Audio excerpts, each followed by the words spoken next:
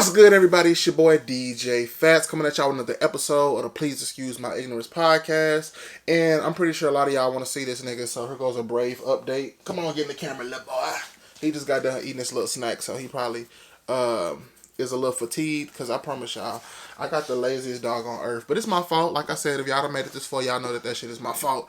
But we're going to go ahead and jump right into the episode. So I told y'all episode 5 was supposed to be with me and my mama, but she was cooking all day. We filmed that hoe like 2 days ago, but she was cooking all day, and you can kind of tell in the video she was a little tired. She wasn't really as talkative as she normally is. So I said, I'm not putting no fucking hour and a half video out of me basically just talking and her chiming in every now and then. Like, I want these podcasts when I have a guest on to be hella interactive, hella back and forth, popping off with the topics. And I really feel like we didn't dig as deep as we could have dug. So we're going to just, recycle moms and bring her back for another later episode. And it's going to be another filler episode. So episode 4 and 5 is going to be real filler episodes. So I'm going to just go ahead and pop it off and tell y'all what's been going on with life. I told y'all in the last podcast that I work with kids, and I'm on week 3 of the Real Talk segment with the high schoolers. And I feel like it's been going real good. I feel like I've been getting through to some of them. You know, you still got a couple niggas on the phone. You still got a couple people who act like they don't give a fuck. But I feel like low-key niggas be giving a fuck in that hoe. Like, because you know how you can tell in people's eyes, and when they looking at you like, dang, he just said something that really made me. Like today, we talked about how, well, the topic for today was responsibility. And we always start off on the topic and we got a little curriculum or whatever, but then we pop off into different stuff. And we talked about how they have the power. And I always tell my kids, not my kids, but the kids I mentor and kids I talk to, that y'all have the power. Y'all literally can do whatever y'all want at any point in time. You ain't gotta, well, y'all know to a certain extent, because this is funny ass story that last week I was talking about that as well. And it was this one kid who went home and told his mama and dad that he moving to California, and that nigga was gone for 2 days, and they caught this nigga trying to catch the bus to California or some shit, because we told him we could do whatever. They told him I can do whatever I want. So, like, literally the nigga took that shit extreme and said, hey, I'm finna get these hoes. It's like, hold on, little nigga. You still got a couple more fucking months of school. You gotta wait till you graduate, then go do some extreme ass shit like that. But I feel like the segment is going real good. Right now, it is currently 12:43 in the morning, and I got a lot of shit to do. Tomorrow, I gotta be at work at 7:45, because Thursdays is when I go to the elementary school, and I be at that hoe all day. Literally, when I say all day, like, Thursdays, I'm really a teacher Thursdays. Like, I got classes. My first class from 8 to 9. My second one is from 9 to 10. My third one is from 11 to 12. And then I got a 2-hour break. And my last one is from 2 to 3. You know, they get out of school at 3. So, I basically end off with kids. And then, after that, I got step practice. And step practice is from 3:30 to basically 5. So, when I say I be at work all day like a teacher on Thursday, and then the after school curriculum, Thursdays is like my worst day at work. I hate that shit. But update at work, y'all. I got a cubicle. I told y'all, well, I don't know if I told y'all, I'm like the manager at my job, like the site manager. So I got a cubicle today. I'm probably gonna post a video somewhere of me recording my little bear's cubicle. Went to Walmart today, cashed out. I would have went to Target, but I just feel like a lot of the same items from Walmart to be at Target, but just throw an extra price on it because it's Target. I don't really fuck with Target like that. I'm a Walmart nigga to my core till I die, even though I used to be, I used to hit them niggas up back in the day. Goddamn me, hit them up. I hit them up. Like, I used to hit them niggas up back in the day. But went to Walmart, cashed out at Walmart today, y'all. I spent an insane amount of money. Also, I bought a lot of food, too, because I done started getting on my little food, TikTok, Instagram, real wave type shit. Like I said, if y'all follow me, y'all are seeing this journey in real time on Instagram. These podcasts are coming out every Saturday. And like I said, when I get more help and more production and more, all this, even though, look, y'all like today's setup, I done got the little warm tone setting, because, warm tones supposedly look good on black skin. So I got the warm tone setting. The only one I didn't get warm is this field light back here. No, this the field light. The light that's supposed to separate me from the background and make it look a little bit more HD. So, like I said, y'all, I'm learning as I go. And I was a broadcast major in college, so I kind of know this shit. And I just ain't been applying this shit for so long, so I'm having to reteach it to myself. Bray, we ain't finna do that today, sir. Please, calm down. I don't want to have to kick you out, stop the camera, none of that, bro. His tail wagging and slapping me in the back of in the back. So, yeah. So you know, work been going good. I've been progressing at work. I got my refund. Well, not my refund check. I almost say like in college, but I got my tax refund. So you know, your boy done added to the savings. Like I said, I got a 6 month, at this point, 5 month deadline to be up out this house. So I ain't gonna go crazy how everybody do. Oh, I'm gonna buy me a new this and buy me a new that. That mud, I ain't even cashed the check yet. Like that mud is literally sitting on my dresser. I'm going to start me a new bank account within the next couple days. Whenever I get my car back, y'all, this whole journey with this car and all this type of shit, today I had to go, and I didn't act like a nigga, but I had to go look the mechanic in his eye, because you know how the mechanic will call you, oh man, it's gonna be tomorrow, around 3, it's gonna be tomorrow around 4. I've been getting a run around with this car shit, so I had to go look that nigga his eye when I got off work. I said, hey mama, can I drive? Well, my mom actually let me drive her car to work, so when I got off work, I had to go look at it. I ain't finna keep calling. We playing phone tag. You don't answer this time, you call me back with another extended day. No. I had to go look the nigga's eye and say, look, bro, you done had my car since October. And at first it was kind of my fault because I was supposed to be paying monthly on it. But I said, you know what, I'm going to just wait till I got everything, and I paid everything in December. And from December, it's been, oh, it'll be ready next week. Oh, it'll be ready next week. Oh, it'll be ready next week. And next week, and next week, and next week. And it's like, look, at this point, I told you I wasn't trying to rush you. But my nigga, I'm a hustler. I'm trying to build this career. I ain't tell him all this, but this is what I'm saying in my head. Like, I'm a hustler. I'm trying to build this career. You got to come on with the come on. Like, you don't have this car. You got your money. And the last little money I owe him at this point, I done told him, I said, look, but that last little couple $100, and it's not even something I owe him. It was like one last little thing that he didn't say, oh, I had to fix it so and so. So, you know, it's going to be an extra one. No. You ain't getting none of that. All that right there, all this waiting, that's my waiting fee. Since I've been waiting all this time, you've been giving me, oh, next week, oh, tomorrow. Yeah, nigga, that's my waiting fee. So that's going to stay in the nigga pocket, add to the savings into the goddamn me 2-bedroom fund. That's what I'm gonna start on the podcast too, the 2-bedroom fund. Y'all niggas gonna see, like I said, y'all gonna grow with me as I do all this shit. Y'all, it's hard as hell not to say like and and I'm telling you, like even though I got my shit laid out and I knew what I was gonna come on here and talk about, it's still hard to not say like and but fuck all that shit, we're gonna jump right into it. So we're gonna start with the insider like we always do, or like we have been doing for the past couple episodes. And like I said earlier, I said y'all niggas give away y'all power way too often. And that actually came from me talking to the kids today and just talking about how they gotta understand that, you know, they are the ones who's shaping the new culture of the world. Like in the next 3, 4, 5, 6, 7 years, they're gonna be the ones who making all the decisions and, you know, being the ones to shape culture and how we're gonna be interacting with each other in the next couple of, you know, months and years to come. So I'll be trying to tell them, like, bro, you can't give away your power. And a lot of giving away your power come from you being comfortably ignorant. Like I said on episode 1, a lot of niggas be comfortably ignorant. A lot of niggas, like, for example, I'm from South Dallas. They gentrifying the hood right now. Gentrifying the fuck out the hood. I'm telling y'all, like, when y'all, like, and I started noticing it when I got back home, when I graduated college. I driving through the hood in the morning to go get a haircut. I'm like, why the fuck I see these white motherfuckers driving through the hood at fucking 9 o'clock in the morning? Like, ain't y'all niggas scared of it? Like you know, it just certain shit I ain't used to seeing. Like, and I'm not saying that, oh, like the white people can't be in the hood, because like I said, South Dallas, that's what a fur park is. They building a lot of new, and what's crazy, see, I started noticing this shit like even before I graduated college, because coming back home, I'm like, oh, they done built some high rises over in Bunton, and then they started building, like, you know, condo complexes over in the south across from the Fur Park, and now they got these nice ass apartments over there. They got like lofts, like flat lofts, like directly across the street from the train station over by the Fur Park. So I'm like, oh, okay, you know. At first I'm thinking, you know, me being ignorant to the fact that, oh nigga, they fucking trying to get us out that hoe.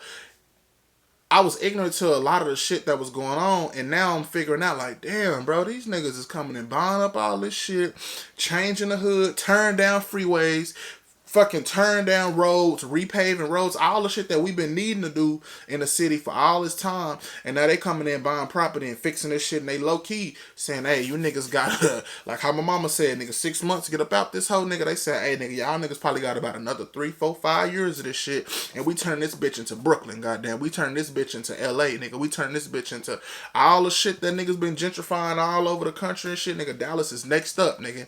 Goddamn me. Dallas is the nigga that's kneeling by the fucking announcer table, you know, before you get in the game, and everybody else on the fucking court, they done sub niggas in. Nigga, Dallas the next nigga that's sitting right there by the motherfucking the table where they change the scoreboard. Nigga, with that's what the fuck we is, nigga. We just waiting on. All right, number 22, get out. Nigga, they subbing in number 12, goddamn me. They goddamn me taking a melanated nigga out and bringing them unmelanated motherfuckers in this hoe. But I don't want to get too deep into that shit because, like I said, I'm not super duper educated on the whole gentrification shit. I just know driving through the hood and niggas seeing all the buildings all the abandoned buildings niggas get used to seeing. A lot of them hoes is tore down. It's a lot of new properties coming up. It's a lot of businesses I ain't never seen popping up, and a lot of that shit don't be looking like us. Goddamn me, I'm pretty sure they gonna have a motherfucking me tea and coffee shop in the hood in a hot second, nigga. And ain't nothing wrong with shit like that, but when we not the ones doing it, that's where the problem come in. Hold on. Y'all know I gotta take my water break.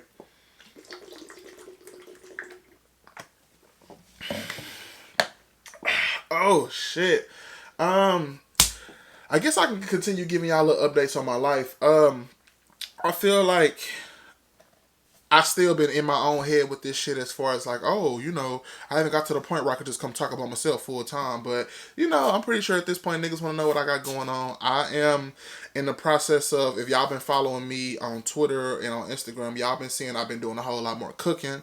I've been doing a whole lot more just taking pictures, and because before I started posting pictures, like it's been like almost a month and a half at this point. It had been like 8 months since I had posted a picture on Instagram. Not because I wasn't putting on clothes, not because, you know, I wasn't doing shit. It's because I just had lost interest in fucking promoting myself and my brand, and even trying to build a brand. Like 8 months ago, I mean not 8 months ago, like shit, 2 months ago, I wasn't focused on goddamn me doing this shit. I was focused, but I wasn't like actively trying to pursue this shit. So over the past couple weeks, like I got a couple videos in the vault. I got a couple things I done edited and just got sitting waiting, you know, pop out on social media. And I've been trying to scale my social media to where, you know, I got the podcast on one row, I got pictures on one row, videos on one row, and kind of mix and match the pictures and videos. But I just try to make sure my Instagram is symmetrical. I'm gonna post pictures for reference and all this shit so y'all can see what I mean. But just being more intentional, goddamn. It was funny, bro. My homeboy said I need to you know what, I ain't gonna put that idea out there because y'all just gonna see when some shit pop off. Like y'all just gonna see when some shit pop off. But just know your boy is gonna put this motherfucking sewing machine to use. Goddamn me, I bought a sewing machine for Christmas and that hoe is still in the box. I ain't did shit with it, but just know, just motherfucking know, your boy is gonna take that sewing machine and finna start hitting the fuck out that hoe, nigga, working towards some shit. Another thing I ain't never talked on the podcast is about music, like my music taste and shit. We don't get back to the inside and all that shit. I'm pretty sure y'all know, well, not y'all know, but if you done seen my YouTube and all that shit, I'm an R&B ass nigga. Like, I'm a smooth R&B. Growing up, I was a nigga who, I didn't really get an introduction into music until like I was like teenager, like later on in life type shit. Growing up, I listened to what the fuck my parents listened to, and my mama was a fucking Angie Stone ass, Jill Scott, Erykah Badu, like typical black mama shit. And my daddy was like, my daddy went the super ghetto ass music. Like my daddy listened to the kind of music you fucking lift the garage up and put a lawn chair out and get you a fucking cooler with beer. He listened to that type of shit. Like he listened to that type of shit. Like Sam Cooke them niggas. Like he one of them old school country music listening to them blues where niggas be sweating hard as fuck playing the guitar. That's the kind of music my dad listened to. So, you know, I grew up with that kind of shit. And as I got older and started hanging out with like my older brother, my older cousins, I got introduced into certain niggas. Like my brother growing up, that nigga loved listening to the Game. Like love listening to the Game. So, you know, I was always a fan of the Game. And I was a fan of Rick Ross and Biggie Smalls off default because I was a fat nigga. And I just felt like, oh, them niggas represent me. God damn me, I'm from the hood. Them niggas act like they from the hood. Well, I know Biggie Smalls was. Rick Ross, the correctional officer shit, nigga, we ain't forgot that shit, nigga. We definitely forgot that shit. But, you know, just the persona that they give off, I felt like I could relate to that shit. Not just the hood nigga shit, but just being big niggas and kind of on they little swag shit a little bit on they this. As a kid, like I told you, I didn't really have swag, so I kind of looked up to, okay, maybe one day I can, you know, aspire to get there. And like when I say I was a fan of Biggie Smalls, like stupid fan, to the point where I used to call a nigga my pops. Like, oh yeah, that's pops, that's pops. No disrespect to my daddy. Shout out to you. But like Biggie Smalls, like nigga, that nigga was pops. Like my favorite Biggie Smalls song is "Give Me the Loot." That was my favorite of all time Biggie Smalls song. To the point where when I managed the club, we had karaoke nights on Thursdays, y'all. I literally fucking performed that shit for karaoke night, and like when I say my favorite song, to the point where "Give Me the Loot" is a long ass song, and if y'all don't know what "Give Me the Loot" is, "Give me the loot, give me the loot, I'm a bad man, give me the loot, my man, in the 9 in my crib, tell us that fan he had to do it big, from the 3 he be home the end of 93, I'm ready to get this paper, G, you with me, motherfucking right, my pockets looking kind of tight." Like, I'm a fan of that nigga, like that's my shit, but in the club, "Give Me the Loot" is a long ass song, and that nigga cut the last verse, and I finished the last verse a cappella with the sound effects and everything down to the cough. I was like, "Take that, motherfuckers," and drop the mic, bro. That, like, nigga, y'all would have thought, nigga, I was Biggie Smalls in concert that fucking day, and I'm gonna see if I can find that video. Like, my boss had recorded a video of me performing, and like when I say y'all, the club was stupid lit, cause my club was like an older crowd. It wasn't like my age people. Like, it was my age people in that hoe, but it was like more of like the early to mid 30 crowd, and so some people was even older than that. Like, we had younger people, but our main crowd was like that 30 to 37 ratio, and then a couple old niggas, couple young niggas, and a mixed little crowd. But they Give Me the Loot was back in they little growing up time, so niggas was really now rocking, and probably was surprised that I knew that shit, because a lot of people would come up to the bar and say, "How old are you?" And I'll be like, cause y'all know I'm like a baby face ass nigga. Like, my beard, even though my shit ain't just stupid thick, like even just a year and a half ago, it wasn't even like this. So they would come up to the bar like, "Bro, how old are you working in this club?" I said, "Oh, I'm 23." And they was like, "Oh, okay. That makes sense. You look hella young, bro." I was like, "Yeah." But some of them old ladies in the club, I remember this one lady. She came, and like I told y'all, I'm green, so I don't pick up on shit like flirting and the motherfucker like throwing themselves at you, which is something I ain't never been used to. Because in the episode with my mama that I ain't gonna never, or I talked about how like growing up I thought I was an ugly ass nigga, and I just started kind of getting a little cute, like 21, 22 type shit. And like even to this day, when motherfuckers slide in my DMs and they be trying to say little shit, I don't even pick up on shit. Like, I just be responding like, "Oh yeah, so and so," not knowing that goddamn me, that motherfucker throwing you the pussy. That motherfucker throwing, like.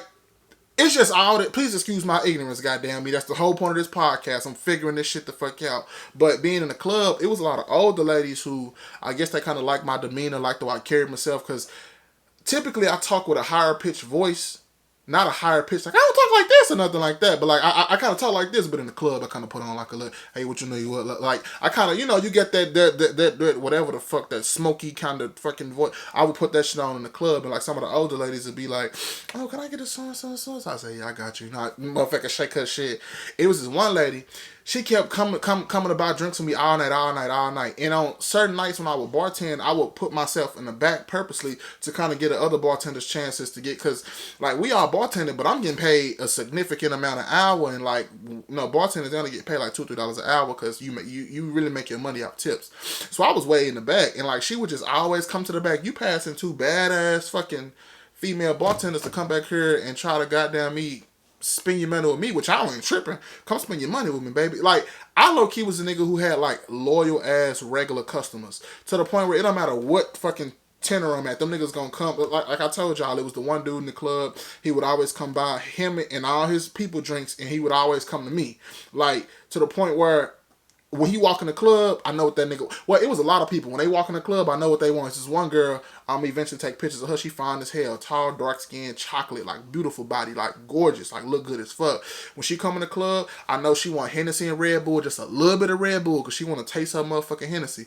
The other dude, he want a fucking Hennessy and cranberry. His homeboy want a fucking Cosmopolitan. If y'all know what a Cosmopolitan is, it's vodka and cranberry. The other niggas, they just want Henny and Red Bull. Like so, you start knowing, and I ain't bartended it. Well, I ain't bartended regularly in damn near a year, and I can still remember, like, even when I see niggas out, because my bosses, them niggas are like from Dallas, like from Oak Cliff, from South Dallas. So a lot of the people that I was seeing in the club, now that I'm out, and about back in the city out of college, like I see a lot of the niggas from the club like out and about. So when I see niggas out and about, I'm like, "Oh, okay, well I like that niggas. Oh, what's up, bro?" And I can still remember what the fuck drink you want when you go to the club type shit. Like when you a good bartender, you start to learn shit. And I'm a nigga who any job I ever had, I've been a standout nigga type shit. So that ain't never been no problem for me to just come on, get shit quick, goddamn me. Like I told y'all, I went from a nigga mopping up at the end of the night, fucking sweeping the bottom of sections, to goddamn me, motherfucking me, nigga writing checks in the hoe.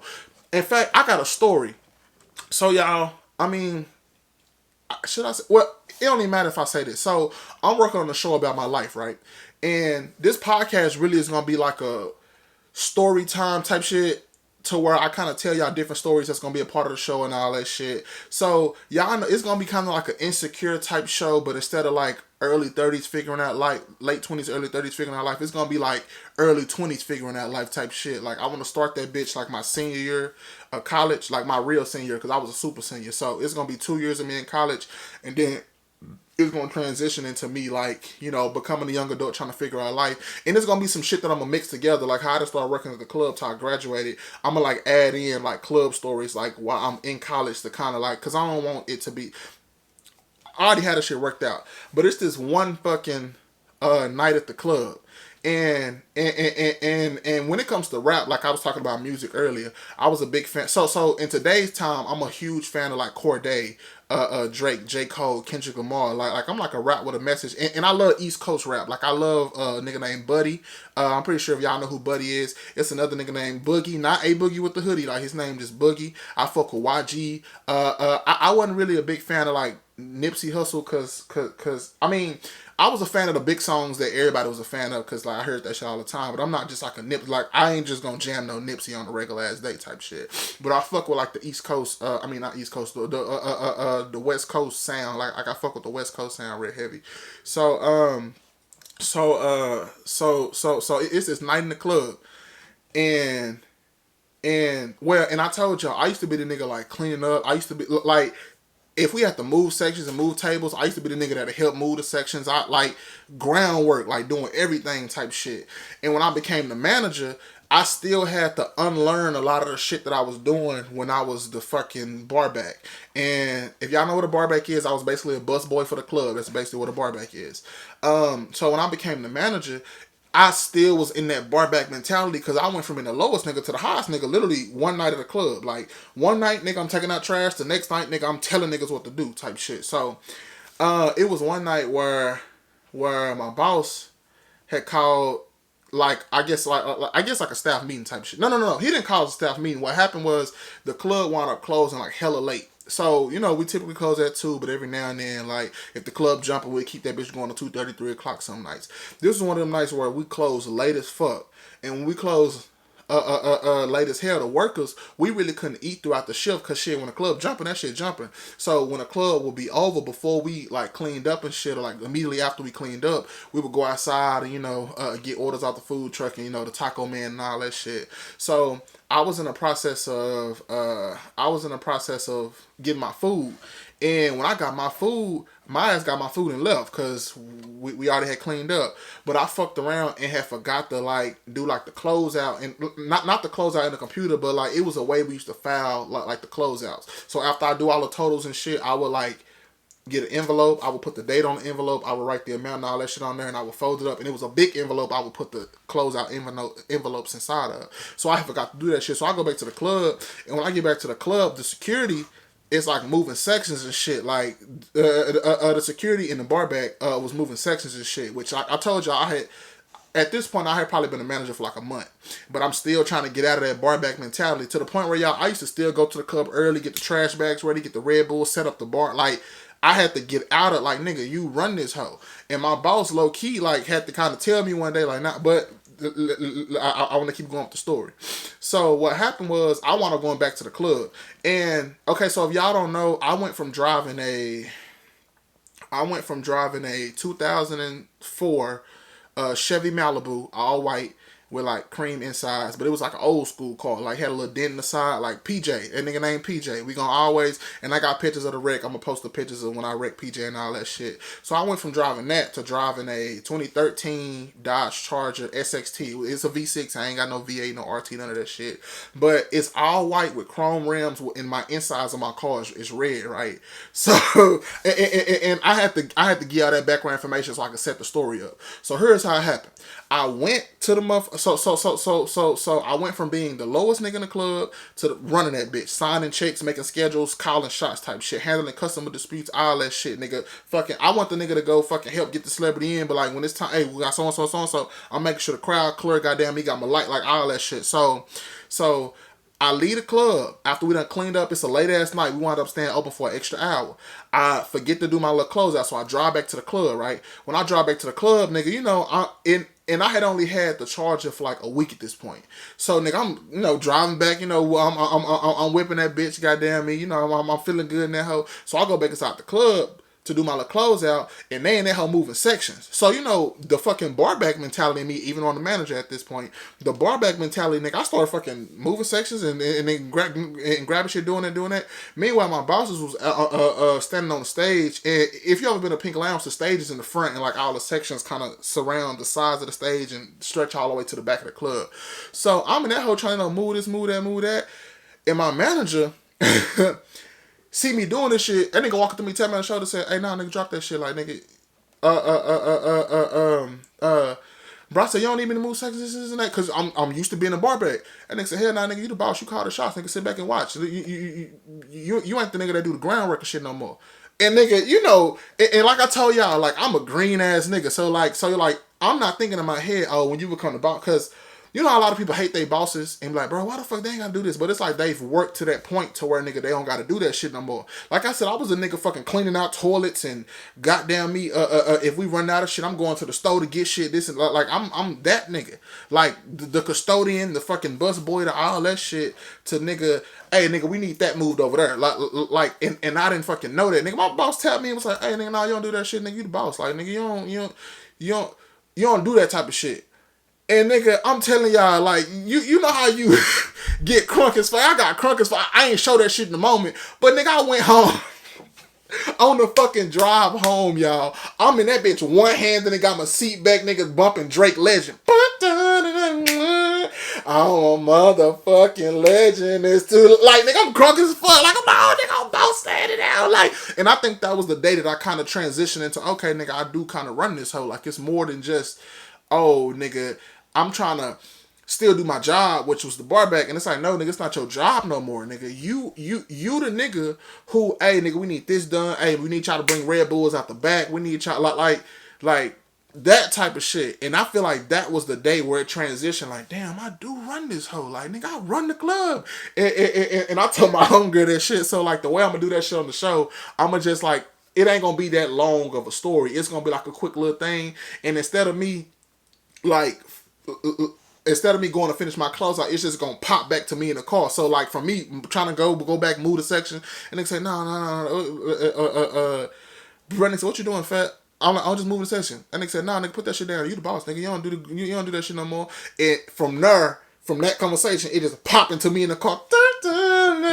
Like, cause you know Drake Legend just talk about how that nigga is like, that's some legendary shit. And you know, my little lame ass, I'm fucking like, oh, nigga, I'm the helper. I'm the helper. No, nigga, you the boss. Like, you are the boss, nigga. Like, below us, the owners of the club, nigga, you the next nigga in charge. I'm like, oh shit. Like, I had to realize, damn, I am goddamn me low key, because I always say I'm not that nigga. In that particular moment, nigga, I feel like I was that nigga. And I feel like that was a super fitting ass song, nigga. I'm driving home, nigga, it's late as fuck, windows tinted, all red seats, nigga. Like, I feel like that's literally a scene out of a TV show. Like, literally, like, I feel like that's gonna be like a dope ass little pivotal moment in my life, because that really made me know that, like, I'm really a boss ass nigga. Like, that moment, out of all the traits and all the fucking shit I done in college with leading organizations and planning events and getting shit done and, nigga, running fundraisers and running my own businesses. Like, I've been a boss for myself for 2 years at that point. So it's like, nigga, that's me finally realizing, like, nigga, like, I'm a boss in almost all settings I've been in as far as work, since, to the point where, like, even companies I work for now, like, I'm the site manager for my 9 to 5, and then, like, they want me to be the kitchen manager at the job I have now, but I just feel like I will be taking on too much responsibility, and I don't want to bring too much work home with me. Like, when you manage and when you run shit, a lot of work come home with you. And if the pay ain't worth it, I can't be putting too much energy. And I told myself this like 8 months ago. I got to stop putting as much energy into other people's businesses and taking away from what I can be building for myself. Because, like, when I took over the club, like, before I was managing the club, Like, we used to be running out of shit and not having what we need and goddamn me. When I took over the club, nigga, we never ran out of shit. We had everything we need. I had shit fresh in that hoe. We never was using old shit, goddamn me. The fucking wells. And if you don't know what a well is where you hold the bottles before you pour them for your cook. Nigga, well stayed clean, nigga. The bar stayed clean, nigga. Like when I became the manager, I really took on, like, nigga, we gonna run this shit like a smooth ship. Shit gonna be organized. We gonna have all the bottles we need. We gonna have all the fucking fruits we need. All the fucking drink mixes, nigga. The CO2, man. We gonna have a CO2 and an extra on deck. When that bitch run out, nigga, and that hoe start getting a little low, the soda start trying to act like it wanna get flat, nigga, we gonna have another CO2 and an extra one brought into us. Nigga, the ice man gonna be on deck, nigga. We gonna have the club clean at all times, nigga. Cleaning lady. Hey, I start speaking a little Spanish on the phone. We need basura, clean basura. Like, nigga, yeah, I start speaking Spanish in that hole a little bit, goddamn me. Start handling, nigga, shit with the food trucks, going to get the money from the food trucks at the end of the night. Like, y'all know my camera, Brave. Get in the bed. Get in the bed. You want to sit on my lap? Come on, y'all. He mad at he be mad every time I record because I told y'all I sit in his spot on the edge of the bed. Like, this nigga hate when I record. Look, he want to get out of my own stuff. I start rubbing on my baby boy. Brave. I tell y'all it's my fault. This nigga spoiled as hell. But like I was saying, like, I really had to realize that, nigga, you run this shit. Like, truly run this shit, building skills. Like, nigga, to where, nigga, I haven't even updated my resume yet because I really I've been in a position where I've had to apply for jobs where I needed a resume. Like, both my jobs I work for now, I work for family. And so I really ain't been in a position to just need to have no resume and all that shit built and all that. So, but to the point where if it do get to the point where I'm having to apply, which hopefully in the next 2 years, I ain't really got to worry about that shit. Cause my 9 to 5, you know, the growth potential. And when I talk to my boss with the growth potential with this 9 to 5, like, I'm seeing myself making a nice little amount of money off that. I love kids. It don't take up all my time. Like, Mondays and Tuesdays, I literally get off work at 2 o'clock. Like, I got the rest of my day to do what the fuck ever. That could be shooting. That could be editing videos. That could be all that shit. So, you know, the growth potential and my workload ain't just fucking stupid as hell. So, you know, it's hella potential for me to, you know, still grow my side hustle, grow my business, still do this influencer shit on the side. And, you know, just get to the point where I'm helping niggas. Like, to the point where I've been talking to people and trying to, like, you know, make little networking connections with people who kind of, I guess, got a little bit of clout on social media to where I'm going to start helping them with shooting videos and developing content, high quality content, and, you know, just collabing with people and building my brand to the point where I want to be the next nigga that's goddamn me making brands pop and goddamn me getting $10,000 post deals and all that type of shit. Like, cause it's niggas out here who, like, savvy with this media shit and didn't go to school for the shit and making good money with having these high quality ass cameras, getting the right angle on your videos. That's why I've been practicing doing, like, the food shit. Like, I want to start offering that shit for restaurants. Like, imagine going into a restaurant and being like, hey, I can, you know, develop y'all content on social media, because it's so many restaurants that social media suck. Like, the pictures of their food ain't good. Like it's not a high quality fucking shit to where it just look like you want to bring niggas in. And imagine me going around to different businesses and, hey, I can, you know, help promote your business, and do a couple of them for free so I can, you know, build my little reputation around the city. And then when niggas start hitting me up like, hey, bro, I like what you did with their social media. Can you come do the same thing for us? Now at that point, I charge $1,000. I charge $1,000 to take over your social media for a month. And it may sound like a lot, but when you're doing something you enjoy, it ain't that much work. And then get to the point where, nigga, I start out charging $1,000. Then next thing you know, nigga, I'm getting $10,000 a post. Cause I want to build my brand to where my following is really, like, paying the bills type shit. And I don't mind keeping my little 9 to 5 because I love the kids. And I want to be able to continue doing what I do and influencing them and trying to, you know, all that shit. Because, like, this real talk segment, I really can see this shit being some national shit or even some citywide shit. Because right now, I do real talk at 2 different schools, and then with the elementary school kids, I tried to do real talk with the elementary school kids, but they're not on that level yet to where real talk really is effective. So I develop, like, different activities and obstacle courses and shit when I go to the elementary school kids that kind of play into the same curriculum. Like how tomorrow, when I'm at school with the kids, I have this little game to where I'm pretty sure y'all seen games that's real similar to this, where it's like a relay race and your team is trying to fill up the fucking bucket with balls. I went and got the ball pit balls and like a bunch of them little tubs for them to go do that shit. But on the way to go fill up, it's different obstacles you got to do while you trying to fill up the ball pit with balls. And it's like a relay race. As soon as you put this amount of balls in there, you got to go and the next person on your team goes. So it's like different shit that I do with the elementary school kids that's kind of doing that. And then I got the step team going with the elementary school kids. So all this shit, like I'm really doing a lot at once. And on the weekends, I go to the restaurant and I cook. The only times I don't go to the restaurant on the weekends when I have photo shoots. And when I have photo shoots, that's me, you know, continue to build my brand, developing my brand. And when I get my car back, I'm finna start back shooting just for fun, just for the fun of it. And I done did little shit here and there just for the fun of it. Like when it snowed, I went and made that video of my dog. I took these pictures of myself. I'm gonna post these when it snowed. I had my fucking a towel on top of my camera taking these pictures and just, you know, just getting back into shooting for fun. Like one day, I went to the Arboretum to take this girl graduation pictures, and she booked me for like 4 hours. And when she booked me 4 hours, a lot of the time was spent on me just taking pictures of plants. And I post the pictures for reference of the plants and shit that I was taking pictures of. So, you know, just getting back into, oh, that's nice. Like I said on my other video, like how I be getting off at 2, 3 in the afternoon.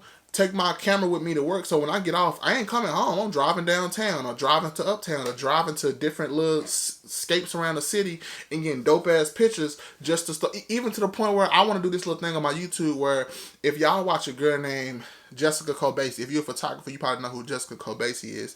She literally just walk around in different cities and different countries all over the world, taking pictures of people on the street who she think look good or fly. Not look good as in, but look good as in like they style, how they put their outfits together. I want to do that type of shit. Like truly building a whole ass brand off this shit. Like I said, y'all gonna see. Y'all coming on this journey with me. It ain't just me by myself. Y'all niggas is really coming on the journey with me.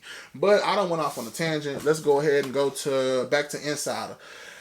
Oh, I said, how do you wake up every day and want something and not devote all your time trying to get to that? And that kind of plays into giving away your power. Because that's another reason why I had to stop smoking. Oh, y'all, I'm a month and a week off smoking. I ain't smoked in like a month and a week. So it's been a little while. I'm 4 months off vaping. And if y'all know, like, I used to be the nigga, I had a different vape every day. Like, going ham with the shit. Like, because I'm a person who likes to smoke more than I like getting high. If that makes sense. Like, I like the act of... I just like that. Like if they can make some shit where it's literally just healthy smoke, and I know there's no such thing as healthy smoke, but like some vapor where it's really just puffing on water, heated up water, like just anything, because I just enjoy smoking. And now I done start chewing a whole lot of gum and all that shit. And I really feel like that's what's been helping me with my water shit. Just anything that's involves me using my mouth. Pause. But yeah, so how do you just get to the point where you want to see something happen and you not working every day to make sure that that's happening? And I feel like a lot of times people get comfortable with just coasting. And I made up in my mind 2 months ago, bro, I'm done coasting. Like, I'm done just being regular. I'm done being average. I'm done sitting on all these motherfucking talents.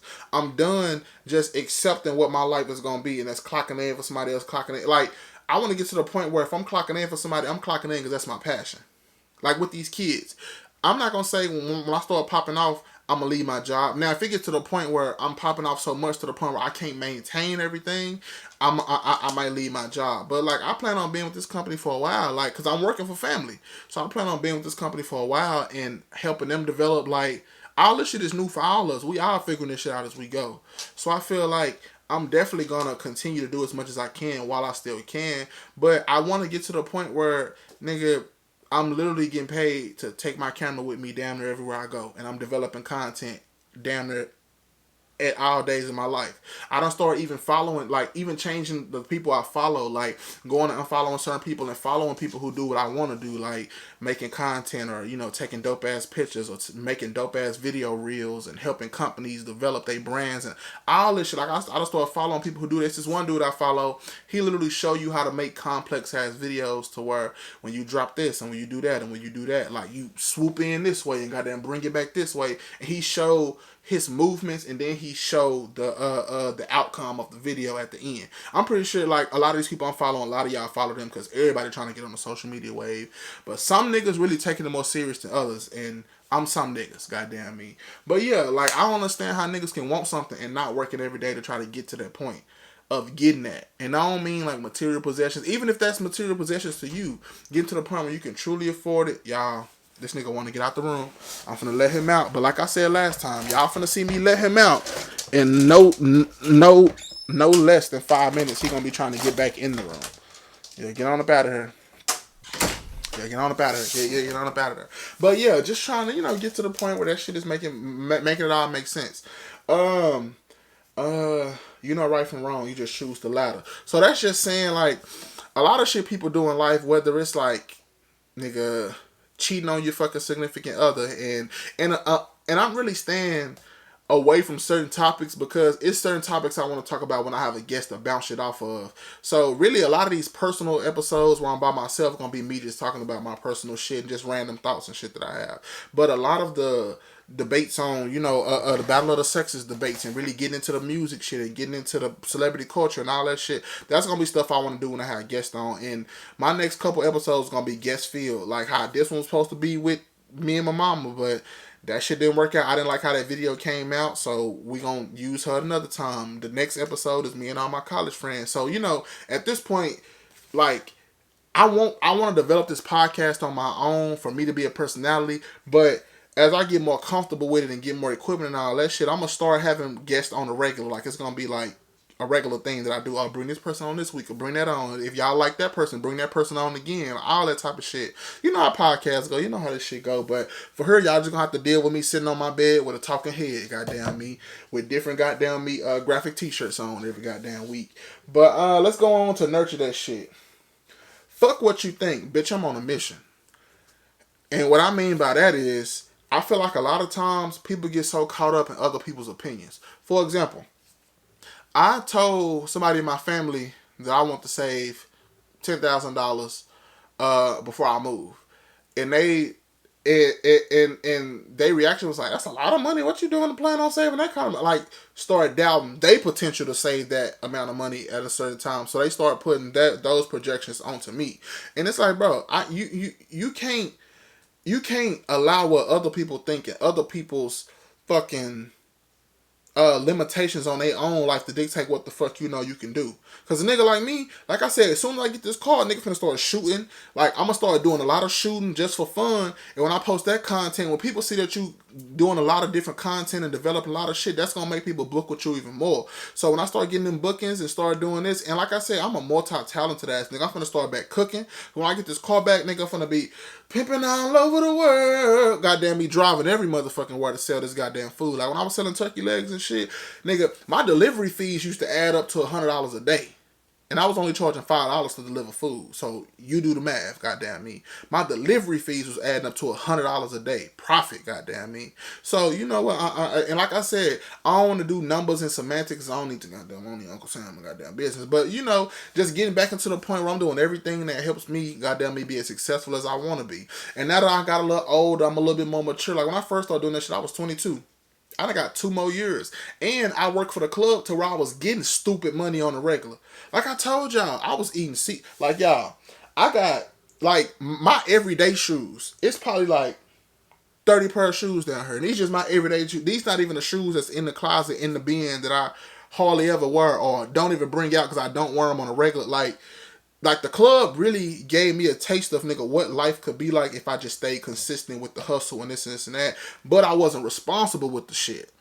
Because ain't no way I was making that kind of money at the club and I ain't got me a fucking studio or a warehouse somewhere rented out to where I done tricked that bitch out to where it's different fucking photography sets and I'm making money off that bitch right now. Like, the club, I was making stupid ass money at the club, y'all. Stupid money. But I'm going to get off that subject because I don't want niggas, stupid money. Let's go back and review how many times that card was swiped and got, we don't need that type of shit. But yeah, like, I feel like now I'm more mature and I will be able to handle making that kind of money again. And the kind of money I was making when I was selling food and selling daiquiris, like, I'm going to get back into all that, even to a point where I done started developing lemonades. And if y'all know, lemonade is my favorite drink on earth. Like, it's been killing me, goddamn me, doing this water shit every day. And every blue moon, I go get me some lemonade. I'll make some lemonade at the house every blue moon, like, because I can't get too comfortable. Y'all see, like I drank lemonade the other day. Y'all see this bump right here, and goddamn me, this other bump on the side as it went down. I don't know. I be washing the fuck out of my face. Like, when I feel bumps and shit coming, I wash the fuck out of my face. But y'all see the little bumps on my forehead and shit like that. I drank lemonade the other day. That's how fast it worked for me. If I drink anything with sugar in it, bump, bump, bump, bump, bump, bump, bump, bump, bump, bump, bump, bump, bump, bump, like quickly. So that's why I be having to do my little water.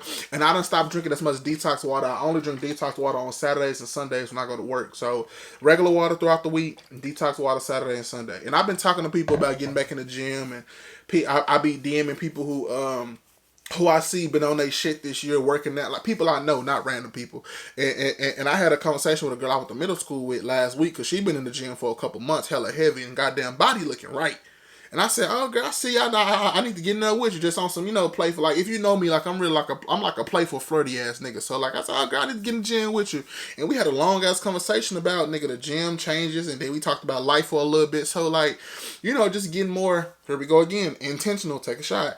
Getting more intentional with just how I even interact with people, and not even get to the point where shit, fuck what you think, bitch. I'm on a mission. Like, not even answering the phone as much as I used to. Like, cause. And I'm not trying to make myself sound like, oh, I'm just so busy, but like I'm not as readily available as I used to be. Like, you can't just call me, hey, you want to go?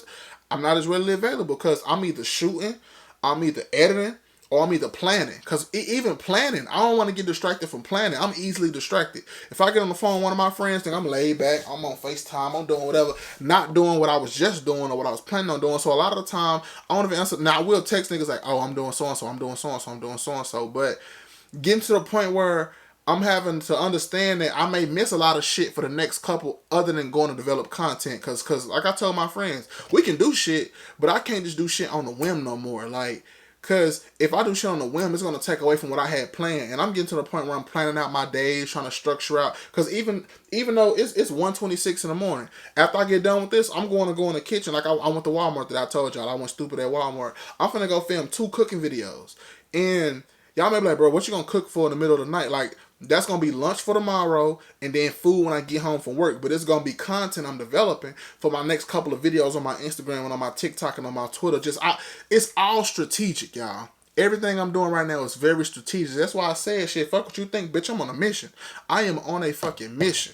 And it's gonna be crazy to think February 17th, 2023 and February 17th, 2024 and just the years and months and shit to come when y'all seeing this shit start to pay off. Because right now, my views don't start slowly declining. I got 200 and something on the first podcast, 130 something on the second one.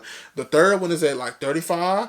The fucking fourth one is at like 38. So like, this shit is like, and I guess, it gets like that at times to where, when you build up the momentum and then, as you start doing shit on the regular. But I'm not even worried about that. Because as long as I stay consistent, that shit gonna come back around. All them views gonna come back around. And when I do post a little shit on my story or post little snippets on here and there, them fucking views will spike. I get like 5 extra views a day or 10 extra views a day. Like, so... Cause shit, just a couple days ago, the fucking episode 3 was at fucking 17. Now my shit at 35. With just, promoting the different episodes and people go back, oh, let me go watch that episode. I kinda enjoyed that. Let me go watch that one. So just staying consistent and being intentional, take another shot with everything I got going. Another thing I got on Nurture That Shit. Fuck what's hard. A broke ass, unfulfilled ass life is hard. And that came from a lady named Miss Gates. So my second week of doing Real Talk at the school, it was a lady, and I didn't even really know who she was. She just walked in and talked to the coach who room we used to do Real Talk in at the high school. And I guess she liked the conversation and shit that was going on, so she added to it. And she was saying the thing, like, she was one of those people that says all the shit that I be wanting to say, but she was able to put that shit so fucking eloquently. Like, I'm a nigga that'll be like, bro, y'all niggas making too many excuses, bro. What you, like, she the kind of want to be like, we as black people, we have to stop giving in to, our laziness and all this and this and that. But with this shit, she was like, look, I'm sick of hearing what's hard and, what's this, what's that. She said, you want to know what's hard? Struggling financially. Not, living in your purpose, not being happy with your life. That's what's hard. So we're not going to focus on what's hard right now because you got to fail. Failure is a part of success. So it's going to be a couple failed attempts at that. Like my first video where I was cooking, that mud wasn't the clearest and the crispest. But that second one I just released the other day, my first video got like 30 likes on it. My second video got almost 100 of me cooking. So these next videos I'm finna go. I'm finna bring my lights in the kitchen with me and like make it hella like just do on some full production type shit using my damn phone. This is an investment.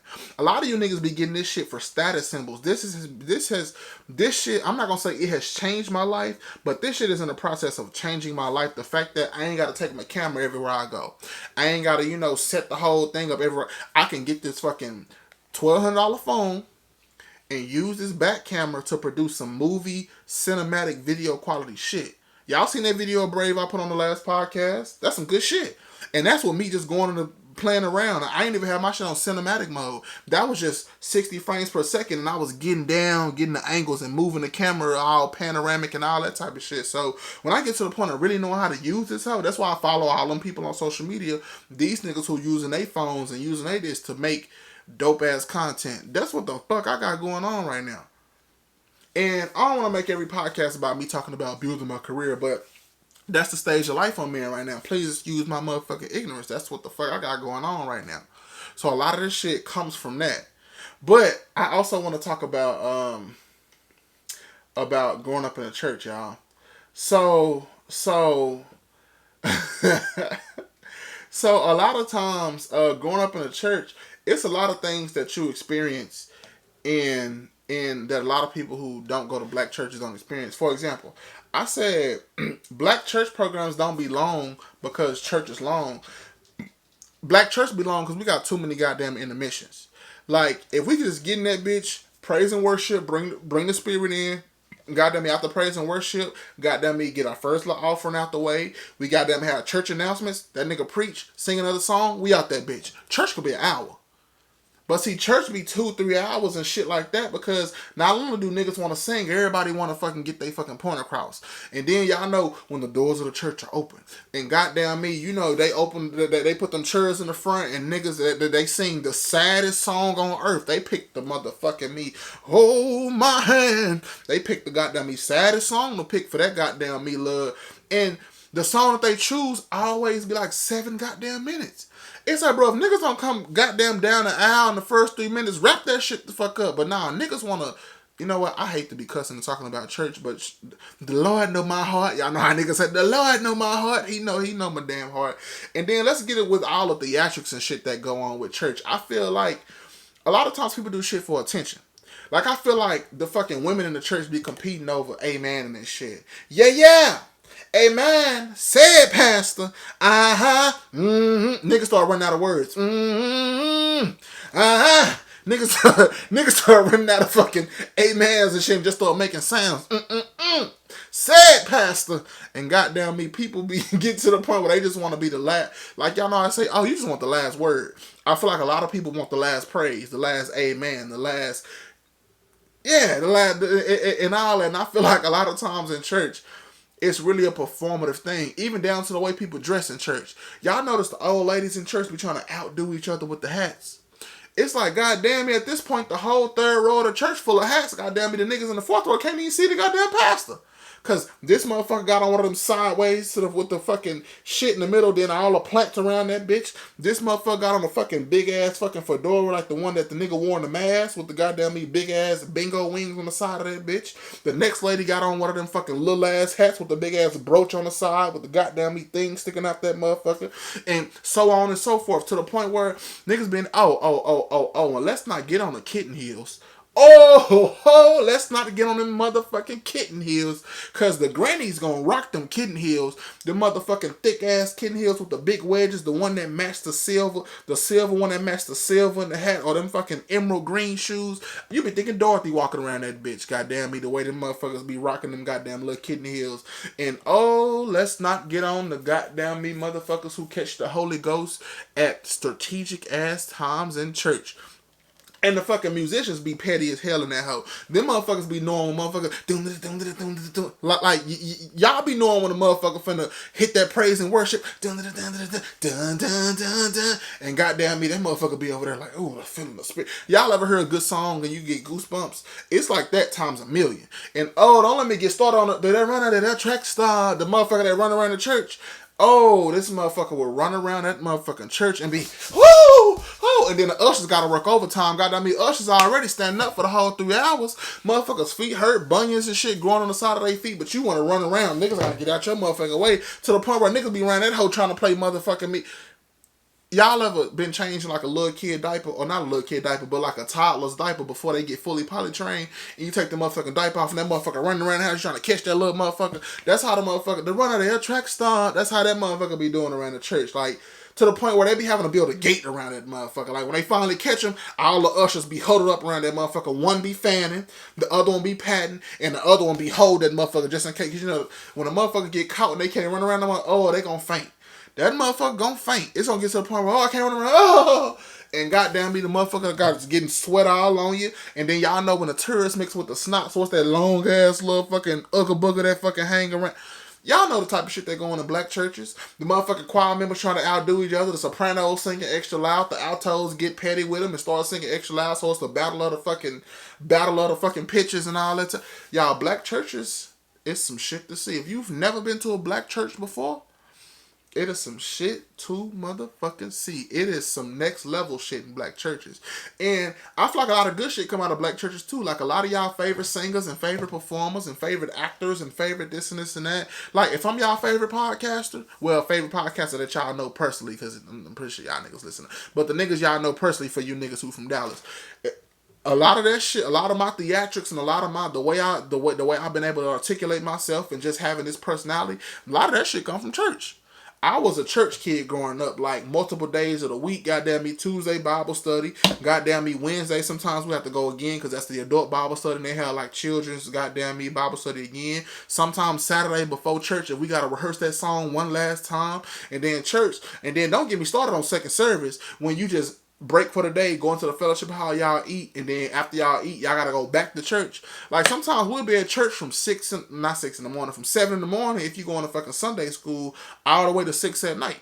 So nigga, you been at church 12 hours. Imagine being at church 12 hours. But see, that was me growing up. And then don't get me started on when you get into all the programs. And I was a youth usher, the part of the choir. I was the one who spoke at almost all the damn youth annual days. Then don't get me started on Vacation Bible School, which is when I got caught stealing from Walmart. Shout out to Vacation Bible School. Where you go to church all week after school. You get out of school just to go to Vacation Bible School all week. The whole week. But I appreciate it though. It gave a lot of goddamn me substance. It put a lot into me. And I feel like going to church really saved me from doing a lot of the other shit that I could have been doing, goddamn me. And I feel like, I ain't gonna say church saved my life, but I feel like I could have been the nigga that was getting curious into, cause I'm a nigga who always been curious. Curious with the good shit and curious with the bad shit. Like I told y'all last episode, I was boosting and shit. And church is one of them things that kind of made me not go too far into the deep end. Because I feel like if I wasn't going to church and I fell harder into that shit, like, but see, I was also a judgmental nigga growing up, and there was a lot of shit that was going on in the hood that I didn't necessarily agree with. But who's to say, nigga, if I wouldn't have had church and wouldn't have had that developmental structure inside of me, I probably could have failed and been the average hood nigga out here. But I chose not to be, goddamn me. Also, I didn't really understand the concept growing up as, you know, accepting the Lord and Savior as your Jesus Christ. And, you know, I'm forgotten John 3:16, for God so loved the world that he gave his only begotten son for those who, the scriptures everybody know. And as a kid, you know, when they started doing stuff like communion and passing out them little nasty ass little white crackers with the juice. As a kid, you just want to eat the crackers with the juice. You don't know the shit nasty. You don't know that shit. You just want to be like everybody else. That's something else. Like, it was a lot of following going on in the goddamn church. And I feel like as a kid, I really didn't get the full understand, even though my mom used to force that shit on us. Like, if you're going to do something, I need you to understand, to the point where she used to, like, along with going to church sometimes 4 days a week, this motherfucker would add extra church at home type shit. Writing scriptures and sticky notes and sticking them hoes on the bathroom mirror, and we having to recite certain shit and doing Bible study at home. Like, damn, mama, I done got fucking 17 hours of church this week. You gonna add an extra 2 at the house? Now I'm at 19. God damn. But like I said, everything happened for a reason. I really appreciate that shit. Shout out to her for that shit. But oh yeah, and let's talk about this shit. I also feel like, well, hold on. Like, let me get on that shit. So I got baptized as a kid, and now I, have fully understood knowledge. I probably should get rebaptized now that I got a fully understanding. But I kind of faked the funk with my mama and just learned enough to, I want to get baptized because, I want to accept the Lord. I wanted to eat them nasty ass white crackers and the motherfucking juice. And me and my brother was some ignorant ass niggas. We used to dip the fucking cracker inside the fucking grape juice. And when we drunk the little shot of grape juice that they get, we used to stick our tongue in that hole just to get all the juice around the top. I think I did it because I was a fat nigga. My brother, he just did that shit to be funny with me. But as I digress, I feel like deacons in the church are the most overlooked and underrated, appreciated parts of the congregation. The deacons are literally security guards, the fathers of the church, the teachers, the fucking treasurers. They do all the legal logistic analytics of the church. When the goddamn big ass lady pass out of her motherfucking seat, that nigga, they gotta go pick her ass up. It's a lot of shit that go on with the deacons that niggas don't even know. Like, nigga, when they get all the money and go back in the back, the deacons are the ones that's back there counting goddamn money. Like, it's a lot of shit that go in with the deacons. And for niggas to be in that whole goddamn wondering who gonna preach this week, goddamn and some niggas used to get hella overlooked. And don't get me wrong, some of you niggas weren't the best speakers. So some of you niggas didn't deserve to be in that goddamn pulpit delivering the word. Because there was some pastors, as a kid, you don't really be paying attention to words like that. Every now and then you get a good pastor who keep your attention. But a lot of you niggas, nigga, just put them white gloves on and pass out the fucking shit when it's time to pass out the shit and collect the money. That's all you need to do. Let me get off church for God smite my ass, y'all. And I can't get smited because I got 2 cooking videos to film tonight.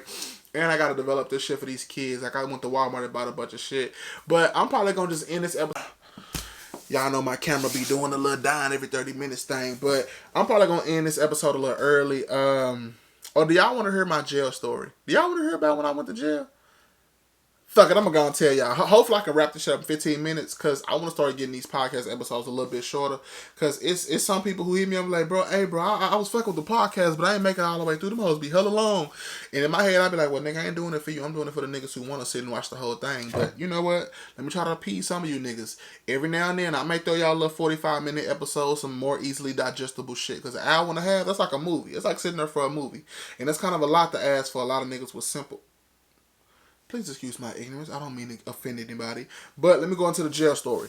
So I told y'all, episode 3, that I wound up fucking going to jail for a little fucking smidget of weed inside of a pack. Y'all ever like roll the rest of a gram and it's literally like the fucking shit that's stuck inside the bag from the static electricity inside the bag? I went to jail for that shit. Let me explain the story. So this is 2019, this was November 2019. This was the last day of finals. When I say the last day of finals, like, nigga, just took my last final. I had a meeting for my student organization, and nigga, me and my friends is finna fucking celebrate. When I say we finna celebrate, we is finna to motherfucking celebrate. So, I had just got my car. I think I got my car November the 12th, and this is like November the 20th at this point. So 2 weeks into having a car, not even a full 2 weeks of even having a car, like a fucking basically a week into having a car. Cause that's fucking 12. It's 8 days. I done had this car for 8 days, y'all. So me and my homeboys, we go get some weed, and we drive to the corner store. And this is like the last day of finals, so we finna go ham. We go in the corner store, I get a pack of Rillos, my other homeboy get a pack of Rillos, and my other homeboy get like a fucking bouquet of Rillos, like a stupid ass amount of Rillos. And us not realizing it was an officer inside the store. And when he bought all the Rillos, I'm assuming the officer seen him buy Rillos, so he probably think his head, oh yeah, I'm finna catch a big fish tonight, goddamn me. So we pulled out, and y'all, the gas station from my apartment is literally a fucking 2-minute walk. So it's literally a 30-second drive down the street. Like, my apartments was deeper into the street. The gas station is at the edge of the street. Before you turn onto the main road, the gas station is on the edge of the street. So we motherfucking get to the point where we are about to pull into my apartments. And the fucking police officer had fucking turned out and went on the main road. This nigga did a fucking swoop around and came back down the street. And at the point, I'm not noticing what he did. I just seen that he turned the opposite way. But he swooped around and came back. I guess he was trying to look for a reason. How am I going to pull these niggas over rather than just saying, oh, I saw you buy Rillos, so I think you got weed. Like, And y'all, my car, I told you I drove a 2004 Chevy Malibu. Now my back lights in the back of a Chevy Malibu, your brake lights is 4 on each side. And on this side, only 2 of the lights was working. So when I hit my brakes, it light up, but the right side wasn't as bright as the left side.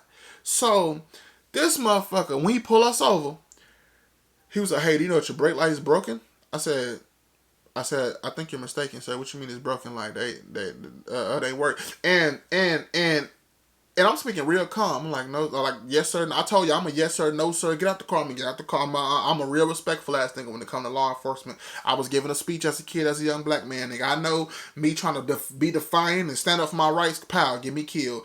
And y'all, it's me and, like, my car is packed. It's me and my homeboy in the front seat. It's 3 of my other homeboys in the back seat. So the car is packed, full of young black men.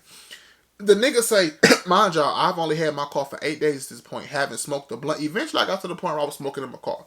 Hadn't smoked a blunt in that bitch yet. This nigga said the car smells like weed. Now, mind you, it's only 1 gram in this car with 5 niggas in it. And the 1 gram is packed away into a motherfucker's like. So this nigga's at the front with me. Ain't no way he smelled like the motherfucking weed wasn't that motherfucking good. You ain't smelling no gram in a car. And see, I was a nigga who, Blunt Effects was my best friend.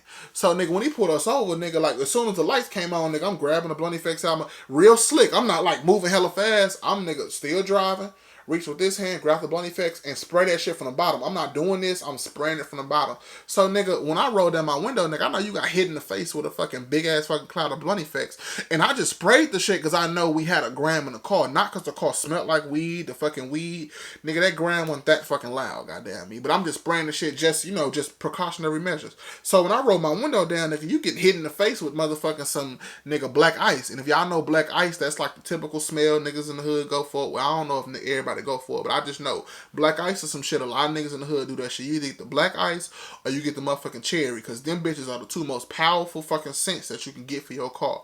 If y'all know some other shit, put a nigga on. I done had the little Febreze sprays, but them hoes don't stay long enough for me. Them fucking Blunt Effects and them fucking little trees, the black ice and the cherry, them bitches gonna get your shit right every motherfucking time. But you got your ass hit in the face with a fucking big ass cloud of motherfucking me black ice. So the nigga said my car smelled like weed. I said, I think you're mistaken. And at this point, he pulled us over for a fucking broken tail light, right? Broken tail light. He said my car smell like weed. Mind you, the nigga just seen us buying fucking 20 packs of Rillos at the store. So that's what the fuck your ass seen. So now you saying the car smell like weed because you seen us buying Rillos at the store. And I'm going to tell y'all later on the story why I know the nigga was on some bullshit, because ain't no way you would be able to smell what I'm going to tell y'all later on the story. So when he come talk to me the first time, he go back to the car. I don't know what he doing, but he calling back up. So when he come back to the car, it's 2 other fucking mid-sized SUV cop cars that come and park behind us. And that's when he come tell me, oh, the car smell like weed. He said, Mr. Allen, I'm about to check your vehicle. I said, no. And he was like, you telling me no? I said, yeah. He said, yeah or no? I said, no, you can't check my car.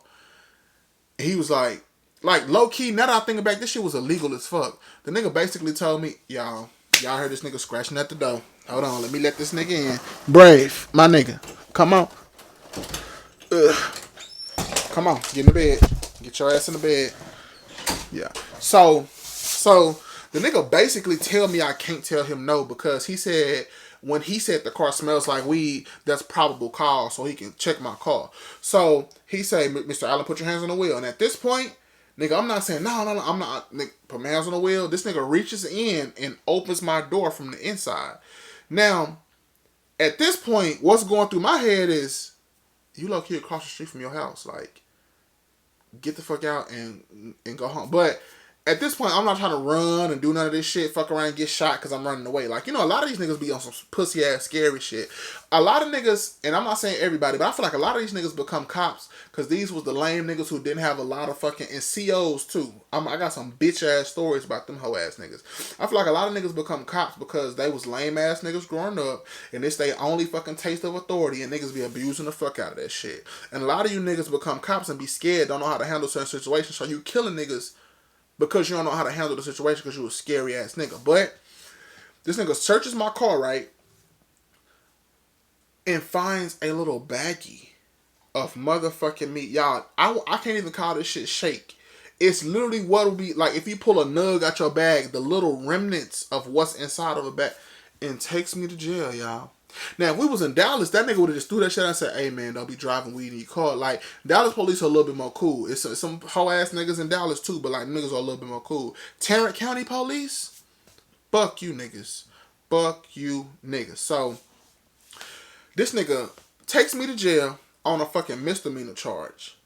And not only takes me to jail, takes two of my other homeboys to jail. One of my homeboys had a gram on him, and the other one of my homeboys had like a ticket he got in Arlington. We had been in college, and he just ain't paid his ticket, so he had a warrant. Take all three of us to jail. And let me tell you, when we get to the jail, now this is my first time going to jail, so you niggas who used to this shit, and I got some stories about that shit too. You niggas who used to this shit, y'all niggas probably know how this shit work. When we get to the jail, I promise we will sit in the car for like an hour outside the jail while he typing on the computer. And this nigga trying to have casual conversation and talk. Bitch, I'm not fucking talking to you, bitch. You got me in this fucking the backseat of this car, nigga. Fuck you, nigga, at this point. And let me tell y'all what I was wearing.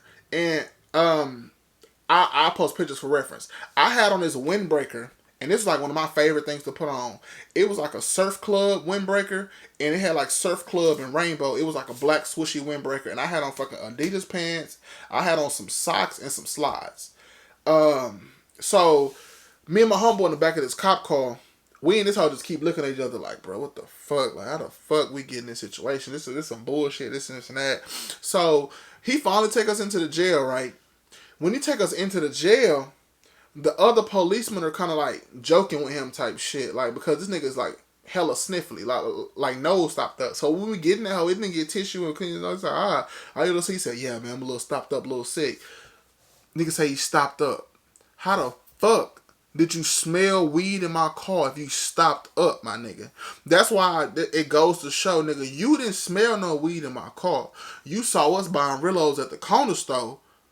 And motherfucking me, you put two and two together and said, well, they're buying Rillos, they gotta have weed on them. So, nigga, and you saw 5 black niggas in the car. You said, oh, nigga, I'm gonna get a big one this time. And lo and behold, his bitch ass did. Officer Stein. Fuck Officer Stein. Fuck that nigga. So, we get booked into the jail. And because we had weed, y'all, I had to get motherfucking me strip searched, y'all. And I'm a big ass nigga. A huge ass nigga. Like, well, I ain't gonna say huge, but I ain't no wobble when I walk. It's hard to stand up ass nigga, but I'm a big ass nigga. So imagine my fat ass naked and having to pull my ass cheeks, squat, and pull my balls up. And it's cold as fuck in the jail, so I'm walking around this bitch with swimming pool dick. And if you know what swimming pool dick is, ladies, ask your man what swimming pool dick is. When you get in the pool and that motherfucker turn into a clit, I'm walking around this bitch with goddamn swimming pool dick, and I'm having to walk around naked, coughing, nigga. And then I'm a fat nigga. They lift your titties up. I'm having to not lift them up like this, but raise my hands to make sure I ain't trying to hide no shit in my side fat. All this shit, y'all, real disrespectful. These niggas disrespecting the fuck out of my big ass. So get strip search. I ain't got nothing in me, of course, cause nigga, you fucking found a bag with barely anything in it. Of course I ain't got shit on me. Put me in a cell. They take my socks and give me the little jail slides. Now, these hoes look like some fucking, the ugliest form of Yeezys Yeezy could ever release is what the fuck these hoes look like. So, put me in there and put me in like the holding cell. Now, holding cell is where all the niggas that's coming in getting booked. And y'all, I got the ugliest mug shot. I tried to find my mug shot for episode 3, but I couldn't find that hoe, so I ain't gonna be able to put my mug shot in here. But y'all, the ugliest mug shot. I done had no haircut. Was planning on getting a haircut later on type shit. Because it's the last day of finals. We was gonna celebrate the next day after that. So, nigga, put me in jail. And y'all, this some funny ass shit. So they tell you to write down some numbers to call because they finna take your phone. So my phone was like 3%. So I'm trying to hurry up, write down as many numbers as I can. And y'all, I ain't never been to jail before, so everything I'm thinking is coming from TV. I'm thinking you only get one call, right? I'm thinking you only get one call. So when I get into the little phone booth, because they got like little rooms where it's just the phone. So when I get in the little phone booth, nigga, the first motherfucker I call, don't answer the phone. So I'm in that whole panicking like, oh my God, what the fuck? What the fuck? What the fuck? But then like, so the officer seen me in that hole going crazy like, oh my God. Because I'm thinking you only get one call. The officer opened up and said, bro, you all right? I said, the person that answered the phone, what about? He said, you can call as many times as you want. So I was like, oh, okay, cool. Okay, cool. It was like one of them scenes in the movie where a nigga going ham, and when the motherfucker correct him, it's like, oh, okay, cool. So, nigga, I'm going through all the numbers. Nigga, it took me to my third call to finally get my homeboy on the phone, my homeboy E. I said, hey, bro. He said, hey, bro, you good? Because I kind of had like a little somber tone. I said, hey, bro. He said, you good? I said, look, I'm in jail. I need you to do me a favor. He said, yeah, what you need? So, it was the end of the semester, and my ass had just got paid from work, and I worked extra days, so it was a nice little check. I said, look, I just got arrested. I need you to bail me out. The people said I'm going to get bailed tomorrow. I need you to bail me out. And motherfucking me, I'm when I get out tomorrow, I'm going to give you the money back. So, not knowing that since my first time going to jail, I wound up getting out, didn't have to pay no bail. This is my first time getting in trouble, this and that. So, but at the time, I didn't know that. So, I called the nigga and said, all right, cool. Y'all, these niggas lied to my ass. Not only do I not get out that next morning, I'm in jail for 3 days, y'all. And not in the county jail. No, not in the city jail. I get transported from the city jail to the county jail. Like shackled, nigga.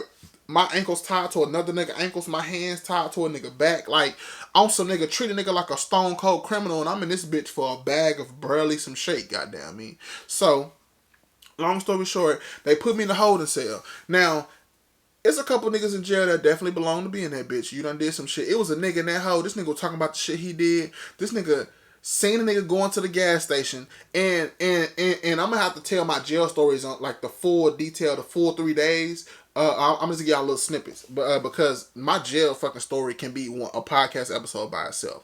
So so this nigga went to the gas station, and y'all know how some niggas like are running the gas station real fast and leave their car on. It was a motherfucker had left his car on and went to the gas station, and it was a big Hispanic dude. He said, shit, I walked by and shit, that nigga left his car. Like, he one of them from the hood, I say nigga type Hispanic niggas. And he was like, nigga left his car on, shit, I stole that shit, and I went on a high-speed chase.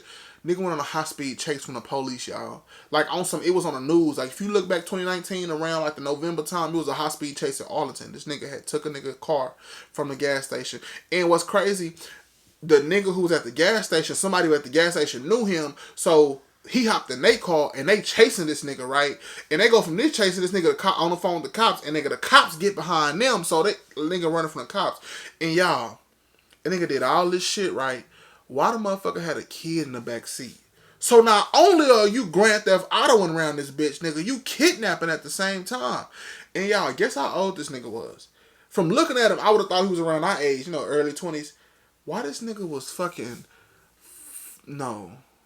16, 17, whatever age. This nigga was like 16, 17 years old, like a minor type shit. Nigga, you doing all this shit and you a kid, nigga? I said, bro, niggas is wild as hell. And then this other nigga in this hoe, this nigga telling us about how he beat the fuck out of his baby mama. And he telling the story just casual. Like, yeah, man, I had to beat the bitch up, man. And then she done turned my whole ass daughter against me, nigga. That little bitch. The nigga talking about his daughter. Talking about his baby mom and his daughter. And he said, yeah, that little bitch, she done corrupted that little bitch. So that man, yeah, that little bitch, as soon as I get out of this bitch, I'm going on fucking them hoes up. Yeah, nigga. And, like, you in jail for fucking them hoes up. And you saying as soon as you get out, you going to go fuck them hoes up?